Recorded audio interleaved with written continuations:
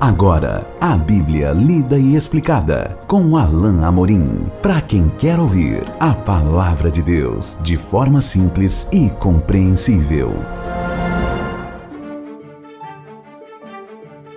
Olá, querido ouvinte, querida ouvinte, estamos de volta com mais um programa A Bíblia Lida e Explicada. Eu sou o pastor Alain Amorim.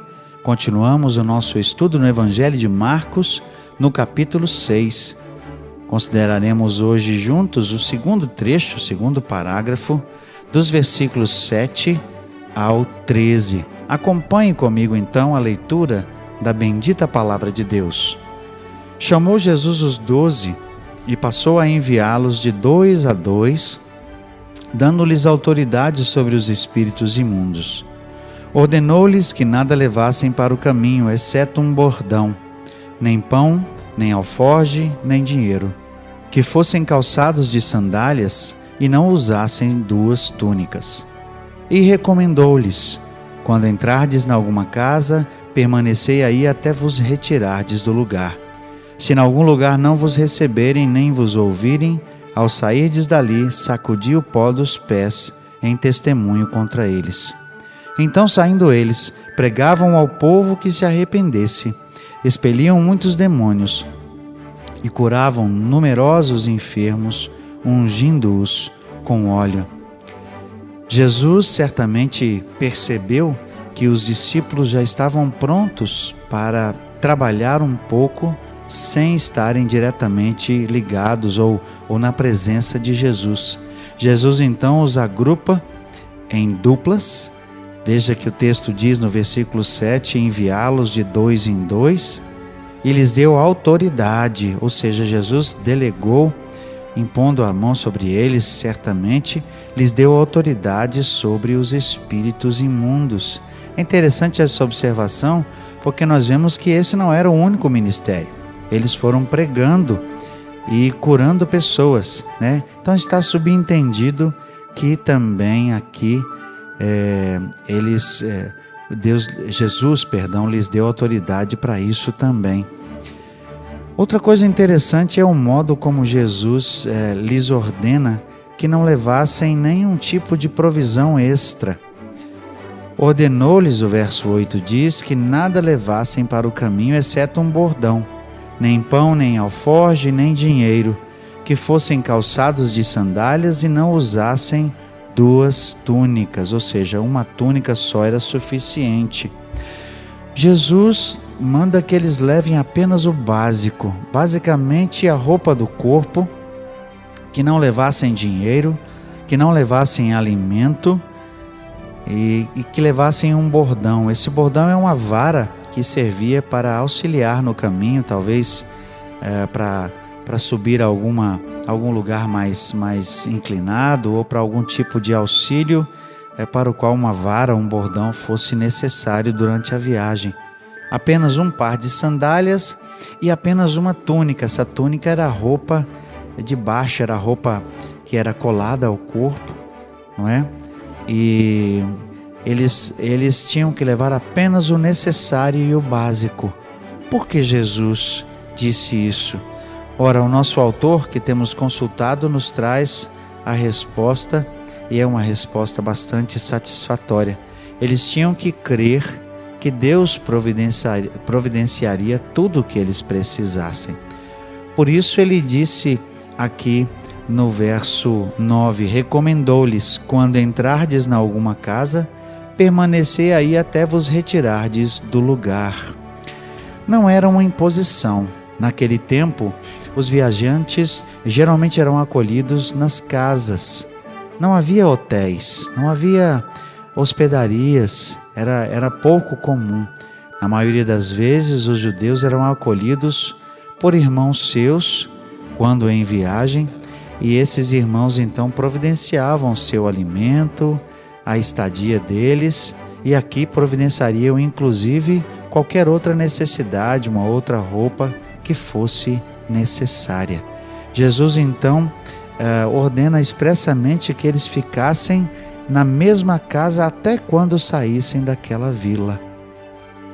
Certamente essa viagem duraria um bom tempo eles deveriam ir às várias vilas de Israel, sobretudo aquelas que estavam mais longínquas, às quais Jesus ainda não tinha ido, e ali eles deveriam ficar alguns dias hospedados até que a missão fosse cumprida e eles pudessem dali partir.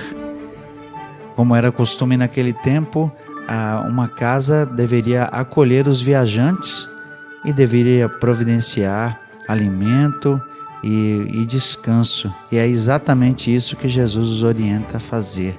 E eles não deveriam sequer ir de casa em casa, mas ficar na mesma casa até o final. É óbvio que essa passagem está registrada em outros 2 evangelhos e há algumas nuances de diferença que se complementam aqui. Jesus, em outro texto, parece não instruir que eles levem túnica ou sandálias, mas não é o caso. O entendimento é que eles não levassem sandália ou túnica extra, que eles apenas levassem uma.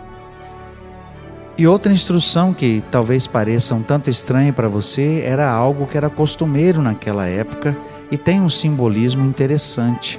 Verso 11 diz assim: se em algum lugar não vos receberem nem vos ouvirem, ao sairdes dali, sacudi o pó dos pés em testemunho contra eles.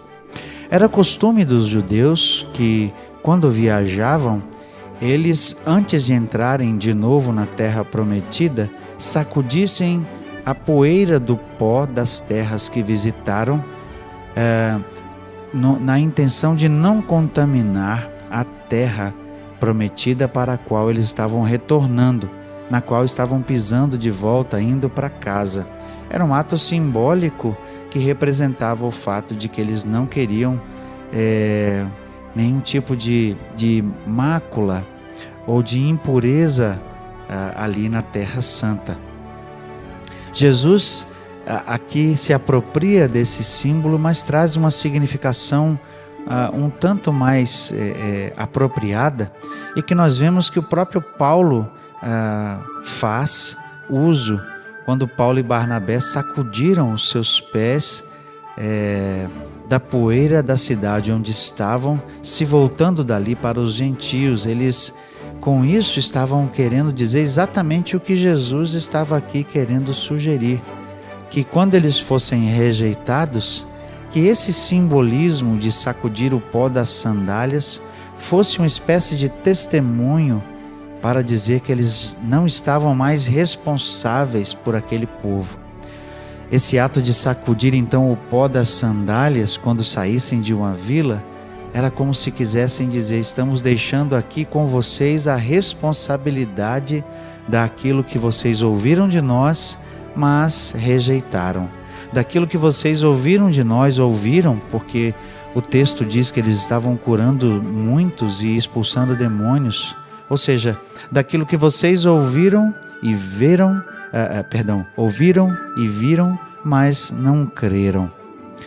Então esse ato simbólico de sacudir o pó do pé era realmente esse ato que queria dizer: nós deixamos com vocês essa responsabilidade, dela estamos livres a partir de agora. Foi isso exatamente que Paulo quis dizer e quis simbolizar quando ele disse: nós vamos agora aos gentios, não temos mais responsabilidade com vocês.